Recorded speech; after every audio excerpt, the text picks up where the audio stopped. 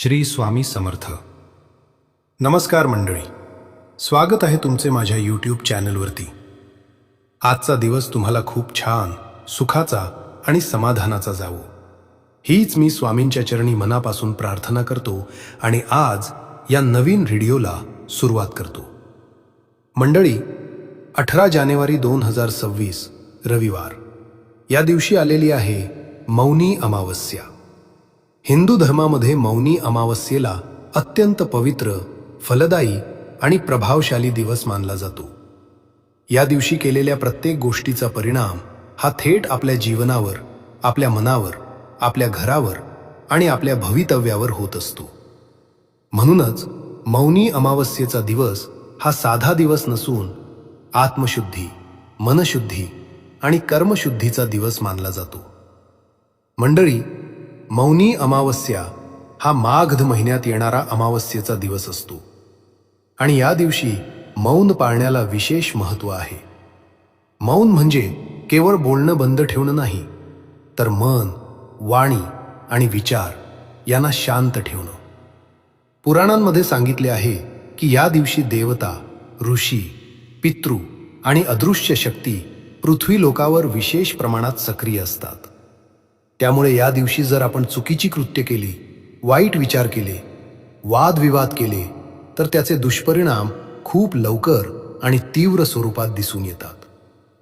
आणि जर या दिवशी आपण चांगले विचार, नामस्मरण, दान, सेवा आणि योग्य उपाय केले, तर त्याचे शुभ फळ आपल्याला संपूर्ण वर्षभर मिळत राहते. शास्त्रानुसार मौनी अमावस्या हा दिवस काही अंशी अशुभ काळ मानला जातो, कारण या दिवशी नकारात्मक लहरींचे प्रमाण खूप जास्त असते. म्हणूनच या दिवशी नवीन व्यवसाय सुरू करणे, नवीन कामाची सुरुवात करणे, साखरपुडा, लग्नाची बोलणी, गृहप्रवेश किंवा कोणतेही महत्त्वाचे निर्णय घेणे टाळले जाते. तसेच या दिवशी शक्यतो लांबचा प्रवास करू नये असेही सांगितले जाते. जुने लोक सांगतात की मौनी अमावस्येच्या दिवशी प्रवासात अडथळे, अपघात किंवा अनावश्यक त्रास होऊ शकतो. म्हणून या दिवशी घरीच राहून विश्रांती करावी, देवांचे नामस्मरण करावे आणि मन शांत ठेवावे. मंडळी, मौनी अमावस्येच्या दिवशी केस कापणे, दाढी करणे, नखे कापणे किंवा केस धुणे हेही वर्ज्य मानले जाते. कारण या दिवशी आपल्या शरीरातील ऊर्जा सूक्ष्म पातळीवर कार्यरत असते आणि अशा गोष्टी केल्याने ती ऊर्जा विस्कळीत होऊ शकते. याचा परिणाम आरोग्यावर, मनावर आणि विचारांवर होतो. तसेच या दिवशी घरामध्ये वादविवाद, कटकट, भांडण, अपशब्द बोलणे किंवा कोणाचा अपमान करणे टाळावे. कारण या दिवशी घरातील नकारात्मक ऊर्जा खूप वेगाने वाढते आणि त्याचा परिणाम वर्षभर घरामध्ये अशांततेच्या रूपाने दिसून येतो. विशेषतः महिलांनी मौनी अमावस्येच्या दिवशी काही गोष्टींची काळजी घ्यावी असे शास्त्र सांगते. या दिवशी महिलांनी सकाळी उठल्यानंतर वेणी घालावी, मोकळ्या केसांनी घरातील काम करू नये, घरातील कचरा बाहेर टाकणे शक्यतो टाळावे, कारण असे केल्याने घरातील लक्ष्मी नाराज होते असे मानले जाते. आपल्या गावाकडील आजी आजोबा किंवा जुने लोक आजही या प्रथा श्रद्धेने पाळतात, कारण त्यांनी त्याचे परिणाम अनुभवलेले असतात. म्हणून आपल्यालाही शक्य असेल तर या गोष्टी नक्की पाळायला हव्यात. मंडळी, मौनी अमावस्या हा दिवस शांत राहण्याचा, अंतर्मुख होण्याचा आणि स्वतःकडे पाहण्याचा दिवस आहे. या दिवशी जितके तुम्ही शांत, संयमी आणि सकारात्मक राहाल, तितकी तुमच्या आयुष्यातील नकारात्मकता कमी होत जाते. या दिवशी केलेले वाईट कर्म तुम्हाला संपूर्ण वर्षभर त्रास देऊ शकते आणि केलेले चांगले कर्म तुम्हाला वर्षभर संरक्षण देते. म्हणून या दिवशी कोणतेही वाईट कृत्य करू नका, कुणाबद्दलही वाईट बोलू नका आणि शक्य तितके मौन पाळण्याचा प्रयत्न करा. मंडळी, मौनी अमावस्येचा दिवस हा नजरबाधा, नकारात्मकता, दरिद्रता, शत्रुबाधा आणि मानसिक अस्वस्थता दूर करण्यासाठी अत्यंत प्रभावी दिवस मानला जातो. म्हणूनच आजच्या व्हिडिओमध्ये मी तुम्हाला एक अतिशय सोपा पण खूप प्रभावी असा उपाय सांगणार आहे. हा उपाय जर तुम्ही मौनी अमावस्येच्या दिवशी संध्याकाळी केला तर घरातील कटकटी, भांडणे, आर्थिक अडचणी, नजरबाधा आणि नकारात्मक ऊर्जा खूप लवकर कमी होतात. त्यामुळे तुम्ही हा व्हिडिओ स्किप न करता शेवटपर्यंत नक्की पहा. चॅनलवर नवीन असाल तर सबस्क्राईब करा आणि बेल आयकॉन दाबा, जेणेकरून असेच उपयुक्त आणि श्रद्धेवर आधारित व्हिडिओ तुम्हाला वेळेवर पाहायला मिळतील.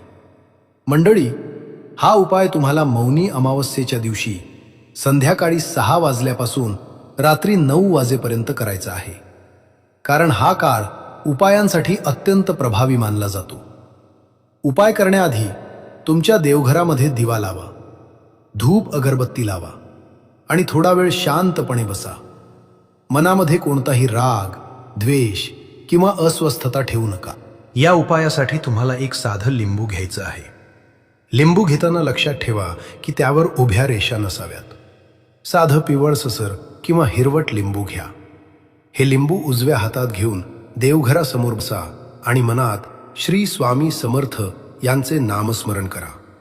त्यानंतर हे लिंबू घरातील प्रत्येक भिंतीला हलकेच स्पर्श करा. असे करताना श्री स्वामी समर्थ हा मंत्र मनात किंवा हरू आवाजात जप करत राहा. कारण आपल्या घरामध्ये वास्तुदेवता वास करत असते आणि आपण जे बोलतो, जे करतो त्याचा परिणाम घरावर होत असतो. यानंतर हे लिंबू मुख्य प्रवेशद्वाराजवळ घ्या आणि उंबरठ्याच्या मधोमध ठेवा.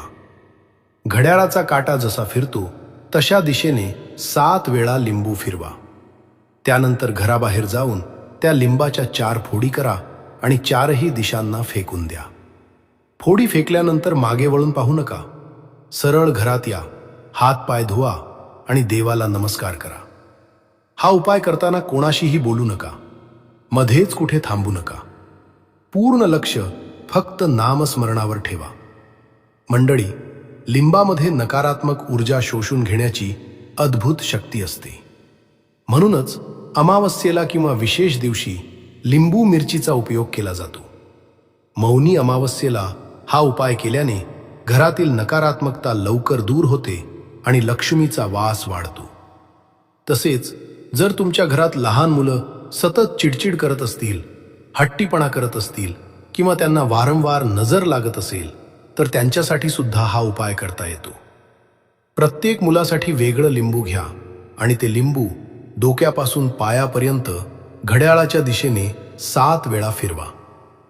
त्यानंतर ते लिंबू गॅसवर किंवा चुलीवर जाळा. लिंबू कसा जळतो यावरून नजरदोष किती आहे हे समजते. पण सर्वात महत्त्वाचं म्हणजे हा उपाय श्रद्धेने आणि शांत मनाने करा. मंडळी, आज मौनी अमावस्येला संध्याकाळी मुख्य प्रवेशद्वाराजवळ एक दिवा नक्की लावा. दिव्याच्या प्रकाशामुळे कोणतीही वाईट शक्ती घरात प्रवेश करत नाही. तसेच 2 कापूरवड्या जाळून त्याचा धूर संपूर्ण घरात फिरवा. यामुळे घरातील वातावरण शुद्ध होते आणि सकारात्मक ऊर्जा वाढते. तर मंडळी, मौनी अमावस्येच्या या पवित्र दिवशी ही अत्यंत महत्त्वाची माहिती मला तुमच्यापर्यंत पोहोचवायची होती. व्हिडिओ आवडला असेल तर लाईक करा, आपल्या मित्रपरिवारासोबत शेअर करा आणि अशाच श्रद्धेवर आधारित माहितीकरिता चॅनलला सबस्क्राईब करा. चला तर मग भेटूया पुढच्या एका नवीन व्हिडिओमध्ये. तोपर्यंत सर्वांना जय श्री रुक्मिणी कृष्ण.